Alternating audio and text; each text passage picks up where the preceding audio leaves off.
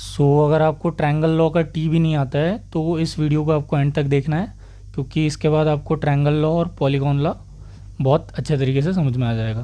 तो हम लोग कर रहे थे इंजीनियरिंग मैकेनिक्स, जो कि कॉमन होता है इंजीनियरिंग फर्स्ट ईयर के लिए, सारी ब्रांचेस के लिए। आइदर आपको ये फर्स्ट सेमेस्टर में होगा या ये सेकंड सेमेस्टर में होगा। तो कुछ ऐसे गंदे से स्टेटमेंट्स होते हैं पॉलीगॉन लॉ और ट्रायंगल लॉ के। हम पहले स्टेटमेंट पे नहीं जाएंगे, हम पहले देखेंगे लॉ क्या होता है, बाद में स्टेटमेंट आपको अपने आप समझ में आ जाएगा। तो अगर मैं सबसे पहले ट्रायंगल लॉ की बात करूँ, ट्रायंगल लॉ अगर मैं देखते हैं ट्रायंगल लॉ, तो ट्रायंगल लॉ क्या बोलता है, अगर मेरे पास कोई दो वेक्टर है, ठीक है, इस टाइप से दो फोर्सेस है, और मैं उसको रिप्रेजेंट कर पा रहा हूँ, सपोज ये F1 है, ये F2 है, ये दो फोर्सेस है, ठीक है। इन दो फोर्सेस को मैं एक मतलब ट्रायंगल की दो साइड की तरह रिप्रेजेंट कर पा रहा हूँ। तो इसका इन दो फोर्सेस का जो रिजल्टेंट होगा वो क्या आएगा, वो ट्रायंगल की थर्ड साइड आएगा, लेकिन इसका ऑर्डर अपोजिट होगा, ठीक है।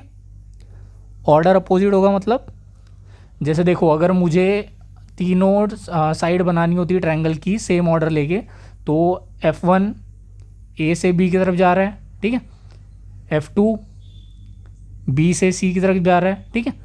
तो F3 क्या होना चाहिए, F3 मेरा C से A की तरफ जाना चाहिए, मतलब ऐसा बनना चाहिए। लेकिन ट्रायंगल लॉ में ऐसा नहीं होता है। ट्रायंगल लॉ में क्या होता है, रिजल्टेंट जो है वो अपोजिट ऑर्डर में बनता है, ठीक है। मतलब जैसा ऑर्डर चल रहा होता है उसके अपोजिट ऑर्डर में हमें रिजल्टेंट बनाना होता है। तो ये हो गया अपना F, ठीक है। अगर नॉर्मली एक सेम ऑर्डर फॉलो करते हैं तो इस टाइप से बनता F, लेकिन ये ट्रायंगल लॉ नहीं है। ये ट्रायंगल लॉ क्या है, ट्रायंगल लॉ है कि अगर दो फोर्सेस हमें दिए हैं और उनको हम साइड ऑफ ट्रायंगल के हेल्प से रिप्रेजेंट कर पा रहे हैं, suppose this is A B and C, और सपोज F और F1 के बीच में क्या एंगल है, अल्फ़ा, और ये वाला एंगल को मैं बोल देता हूँ थीटा। तो ये जो रिजल्टेंट है मेरा F, इसको हम थर्ड साइड ऑफ ट्रायंगल की तरह रिप्रेजेंट कर सकते हैं, जो कि हम अपोजिट ऑर्डर में लेंगे, ठीक है। तो इसको आप ग्राफिकली भी निकाल सकते हैं और एनालिटिकली भी निकाल सकते हैं। ग्राफिकल मेथड के लिए सिंपल है कि आपको स्केल से ग्राफ पेपर पे ये दो फोर्सेस बना लेनी है, बाद में इनके कॉर्नर्स ज्वाइन कर लेना है। तो आपका जो इसका लेंथ होगा, मतलब जो भी आपने स्केल ली होगी उसके हिसाब से F की वैल्यू आ जाएगी, ठीक है। जैसे आपने F1 को माना है 1 मीटर, मतलब 1 metre is equal to 1 newton अगर आपने माना है, तो सपोज़ ये आपका 1 न्यूटन है, ठीक है, मतलब ये 1 मीटर लेंथ हो जाएगी। सपोज़ ये आपका 2 मीटर है, ठीक है। तो अगर आप स्केल से ये वाली लेंथ गिन लेंगे तो सपोज़ ये आ रही है x मीटर, ठीक है। तो ये वाले फोर्स की वैल्यू क्या हो जाएगी, ये हो जाएगी x न्यूटन, ठीक है। तो ये बेसिकली प्रैक्टिकल्स में पूछा जाता है, मतलब थियरी में ये आता नहीं है, पेपर्स में नहीं आता है। तो हम इसकी बात ज़्यादा करेंगे नहीं, हम देखेंगे कि एनालिटिकली कैसे निकाल सकते हैं। तो क्या करना है, सबसे पहले ये आपको जो एंगल दिख रहा होगा ये वाला, सपोज ये हमारी फोर्स है, this is C, this is B, ये थीटा है। तो स्ट्रेट लाइन के हिसाब से ये वाला एंगल कितना हो जाएगा, ये हो जाएगा 180 माइनस थीटा, ठीक है, क्योंकि ये टोटल एंगल कितना होता है स्ट्रेट लाइन का 180 होता है। तो ये वाला हो जाएगा मेरा एंगल 180 माइनस थीटा, ठीक है। और पूरे ट्रायंगल में अगर मैं ट्रायंगल ABC की बात करता हूँ, तो सम ऑफ इंटरनल एंगल कितना होता है, 180 डिग्री। ये थ्योरम होता है ट्रायंगल वाला। तो सम ऑफ इंटरनल एंगल कितना होता है, 180 होता है। तो इंटरनल एंगल कौन कौन से हो जाएंगे, एक तो हो जाएगा एंगल BAC, ठीक है, एंगल BAC। दूसरा हो जाएगा एंगल ACB, और तीसरा एंगल कौन सा हो जाएगा, तीसरा हो जाएगा एंगल CAB, ठीक है। ये तीनों का सम कितना है, 180 डिग्री। तो BAC कितना है, BAC तो है मेरा अल्फ़ा, प्लस ACB मुझे नहीं पता है तो इसको मैं बोल दूंगा बीटा, ठीक है, प्लस CAB कितना है, CAB है 180 माइनस थीटा, और इज इक्वल टू है 180, ठीक है। तो यहाँ से मेरे को बीटा निकालना है, तो बीटा कितना हो जाएगा, बीटा हो जाएगा मेरा, सारी चीज़ें इधर चली जाएगी, तो ये 180 माइनस अल्फ़ा माइनस 180, और ये प्लस थीटा हो जाएगा। तो बीटा की वैल्यू क्या हो जाएगी, बीटा की वैल्यू हो जाएगी थीटा माइनस अल्फ़ा, ठीक है। तो अगर मेरे को साइड के मतलब किसी भी ट्रायंगल के तीनों एंगल्स पता है, ठीक है, 3 एंगल्स पता है, ठीक है, और 2 साइड्स पता है, तो मैं इजीली तीसरी साइड निकाल सकता हूँ, ठीक है। या तो साइन लॉ लगा के या तो कोसाइन लॉ लगा के, लेकिन यहाँ सिंपल रखने के लिए हम साइन लॉ लगाएंगे। तो साइन लॉ क्या होता है, जो भी एंगल ले रहे हैं उसका अपोजिट साइड मतलब एफ ले रहे हैं, मतलब एफ साइड ले रहे हैं, तो उसका रेशियो में क्या आएगा, साइन ऑफ वो वाला एंगल आ जाएगा, मतलब 180 माइनस थीटा। ठीक है, सेम चीज़ अगर अल्फ़ा ले रहा हूँ मैं, तो अल्फ़ा के अपोजिट क्या है, F2, नीचे आ जाएगा साइन अल्फ़ा। और बीटा ले रहा हूँ तो बीटा के अपोजिट क्या है, F1 अपॉन साइन बीटा। ठीक है, तो इस टाइप से आप निकाल सकते हो। अगर आपको F1 और F2 अगर पता है और F नहीं पता है और तीनों एंगल्स पता है ट्रायंगल के, तो आप एनालिटिकली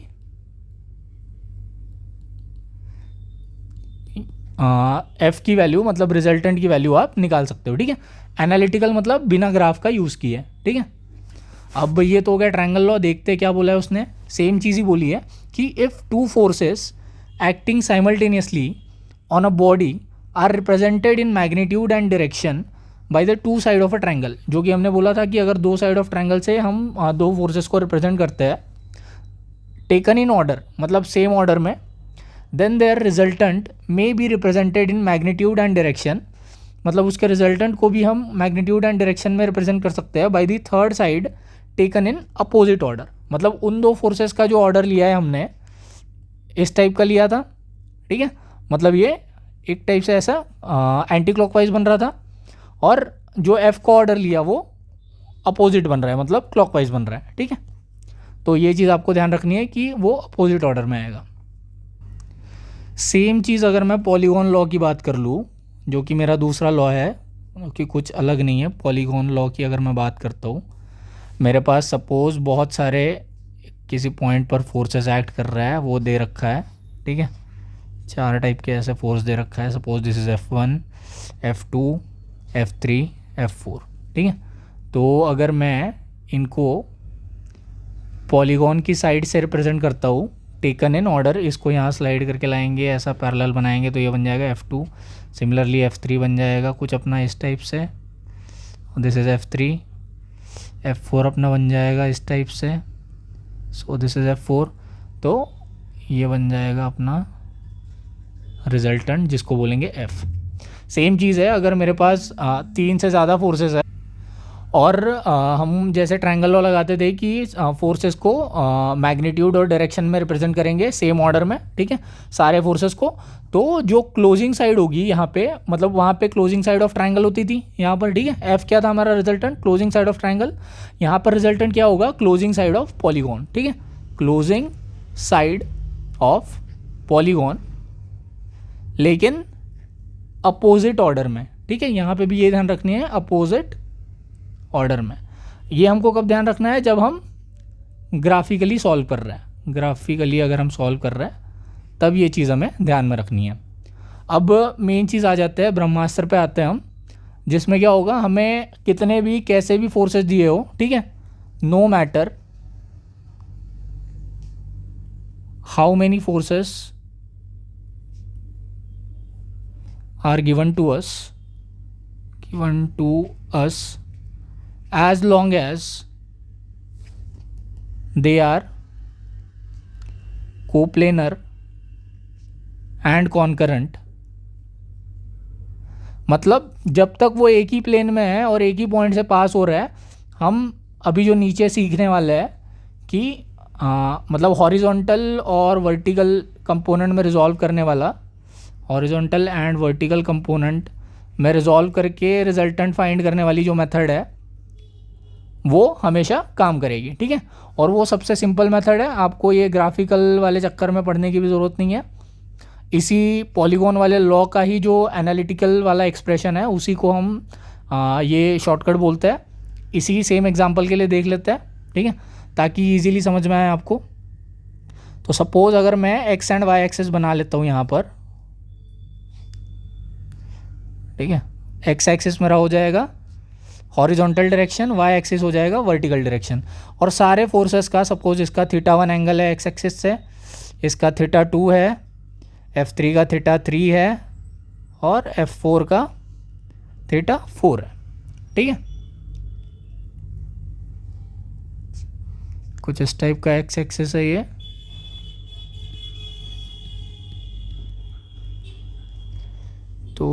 ये तो नेगेटिव एक्स एक्सिस हो गया, ठीक है। सारे एंगल्स मैंने पॉजिटिव एक्स एक्सिस से लिए। अब क्या करना है, अब ये जब सारा आपको दिया हुआ है, ठीक है, अगला काम क्या है, अगला काम करना है आपको सारा समेशन ऑफ एफ एक्स निकालना है। मतलब इसी चीज़ को बोलेंगे समेशन ऑफ हॉरिजॉन्टल कंपोनेंट। मतलब जितने भी एक्स डायरेक्शन में फोर्स आ रहे हैं वो निकालना है आपको। जो पॉजिटिव एक्स में आ रहा है, मतलब जो राइट हैंड साइड आ रहा है, मतलब पॉजिटिव एक्स कोऑर्डिनेट की तरफ आ रहा है, उसको पॉजिटिव लेना है। और जो नेगेटिव एक्स साइड आ रहा है उसको नेगेटिव लेना है, ठीक है। वो कैसे समझ में आएगा, यहाँ से समझ में आ जाएगा। देखो F1 का एक्स की तरफ कंपोनेंट क्या आएगा, हमने सीखा था निकालना। F1 का एक्स की तरफ कंपोनेंट आएगा F1 cos थीटा, ठीक है। F1 ऐसा है, एक्स से ऐसा एंगल बना रहा है, तो उसका एक्स की तरफ कंपोनेंट आएगा F1 cos थीटा, ठीक है। मतलब वो राइट साइड आएगा, इसलिए हमने पॉजिटिव लिया, मतलब पॉजिटिव एक्स के साइड आ रहा है। सेम F2 का क्या आएगा, ये आएगा F2 cos, ये थीटा 1 है, cos थीटा 2, ठीक है। F3 का क्या आएगा, F3 का देखो थोड़ा सा, ये y एक्सिस है, ये x एक्सिस हो गया अपना। F3 कुछ इस टाइप से था, ठीक है। और F3 यहाँ से एंगल बना रहा था अपना थीटा 3, ठीक है। और तो ये नेगेटिव x एक्सिस के से कितना बनाएगा, ये बनाएगा अपना 180 माइनस थीटा 3, ठीक है, क्योंकि हमको पता है टोटल एंगल 180 होगा। तो F3 का नेगेटिव एक्स में कंपोनेंट क्या आएगा, F3 का नेगेटिव एक्स में कंपोनेंट आएगा अपना F3 cos 180 माइनस थीटा 3, ठीक है। और ये अपना है अपोजिट डायरेक्शन में, मतलब माइनस साइन आएगा यहाँ पे, ठीक है। और तो ये F3 और cos 180 माइनस थीटा 3, मतलब ये सेकंड क्वाड्रेंट में है। तो cos सेकंड क्वाड्रेंट में क्या होता है, नेगेटिव होता है, तो ये आ जाएगा cos थीटा 3, ठीक है। मतलब cos ऑफ 180 माइनस थीटा हमेशा माइनस cos थीटा के बराबर होता है, ठीक है। तो इस लॉजिक के हिसाब से आ गया F3 cos थीटा 3, ठीक है। तो ये प्लस ही आ जाएगा F3 cos थीटा 3, ठीक है। आपका फोर्स भी नेगेटिव डायरेक्शन में था और एंगल भी आपका इस टाइप से था, इसलिए ये पूरा मिलके पॉजिटिव आ गया। अब देन अगला है आपका F4, ठीक है। अब F4 है कुछ इस टाइप से, so this is your F4। इसको मिटा दूँ अगर मैं, सो ये हो गया y एक्सिस, ये हो गया नेगेटिव y एक्सिस। यहाँ से यहाँ तक का एंगल कितना है, ये है अपना थीटा 4, ठीक है। तो ये थीटा 4 है। तो कन्फ्यूजन अवॉइड करने के लिए क्या करते हैं, हम बोल देते हैं कि हमने किसी टाइप से ये वाला एंगल निकाल लिया, इसको थीटा 4 बोल देते हैं, ठीक है। ये वाले एक्सिस से जो एंगल है उसको थीटा 4 बोल देते हैं, क्लियर है। तो इसका क्या आएगा, कंपोनेंट क्या आएगा F4 का, F4 का आ जाएगा मेरा एक्स डायरेक्शन में, ये आएगा F4 cos ऑफ थीटा 4, ठीक है। और ये आएगा माइनस, क्यों, क्योंकि माइनस एक्स डायरेक्शन में है, ठीक है। ये हो गया माइनस F4 cos थीटा 4, ठीक है। सेम टाइप से आपके समेशन एफ वाई आएगा, मतलब वर्टिकल कंपोनेंट आएगा, ठीक है, जो कि F1 F2 और F3 तो सारे ऊपर की तरफ है। F1 साइन थीटा 1 और F2 साइन थीटा 2 आ जाएगा, plus F3 sine theta 3 minus F4 sine theta 4, ठीक है। ये सारी चीज़ें आ जाएंगी। डायरेक्शन क्या है, डायरेक्शन ये है अपना कि फोर्स अगर लेफ्ट साइड है, मतलब पॉजिटिव एक्स एक्सिस की तरफ है, तो फोर्स को पॉजिटिव लेना है, ठीक है। अगर लेफ्ट साइड है तो उसको नेगेटिव लेना है, ठीक है। अगर ऊपर है तो पॉजिटिव लेना है, मतलब पॉजिटिव वाई एक्सिस की तरफ है तो, और नीचे है तो नेगेटिव लेना है, ठीक है। ये हमारे साइन कन्वेंशन रहेंगे इसके लिए। अगर अभी आपको समझ में नहीं आ रहा है तो प्रॉब्लम सॉल्व करेंगे इस पर हम बहुत सारे, तब आपको इजीली समझ में आ जाएगा। बस पॉइंट ये है कि अगर कोई भी प्रॉब्लम आता है तो आपको यही वाला मेथड यूज़ करना है, ये वाला एनालिटिकल मेथड यूज़ करना है। अगर आपके फोर्सेस को प्लेनर है, मतलब सेम प्लेन में है और कॉनकरेंट है, मतलब एक ही पॉइंट से पास हो रहा है, तो ठीक है, क्लियर है इतना। तो आपने क्या करा, हॉरिजॉन्टल कंपोनेंट निकाले उनका सम किया, वर्टिकल कंपोनेंट निकाले उनका सम किया, तो रिजल्टेंट क्या आएगा, रिजल्टेंट आएगा आपका under root of sum of horizontal का square plus sum of vertical का स्क्वायर, ठीक है। मतलब जो हॉरिजॉन्टल कंपोनेंट का सम निकाला आपने उसका स्क्वायर करना है, वर्टिकल कंपोनेंट का स्क्वायर वर्टिकल कंपोनेंट निकाला आपने सम उसका स्क्वायर करना है, और उसका आप अंडर रूट ले लेंगे तो आपके पास आ जाएगा रिजल्टेंट। और इसका डायरेक्शन क्या आएगा, इसका डायरेक्शन आएगा एक्स एक्सिस से, ये हो जाता है आपका tan theta is equal to summation v upon summation h, ठीक है। मतलब summation of F Y upon summation of F X. Clear है, मतलब थीटा निकालना है तो tan inverse summation F Y upon summation F X. मतलब जो रिजोल्यूशन ऑफ फोर्सेस के लिए अप्लाई करते थे ना हम चीज़, उसका इन्वर्स करना है। मतलब वहाँ क्या दिया होता था, सपोज हमने जो स्टार्टिंग में किया था एक्स और वाई एक्सिस था, फोर्स दी हुई है रिजल्टेंट और उसका एक्स एक्सिस से एंगल दिया हुआ है, तो हम क्या करते थे एफ एक्स और एफ वाई निकालते थे। यहाँ पर क्या दिया हुआ है, हमें मानना है कि हमें समेशन एफ एक्स मतलब सारे एक्स कंपोनेंट दिए हुए हैं और समेशन एफ वाई दिया हुआ है, तो उसके हेल्प से हमें एफ निकालना है, मतलब रिजल्टेंट निकालना है और वो डायरेक्शन निकालना है। तो रिवर्स लॉजिक यूज़ करना है हमें।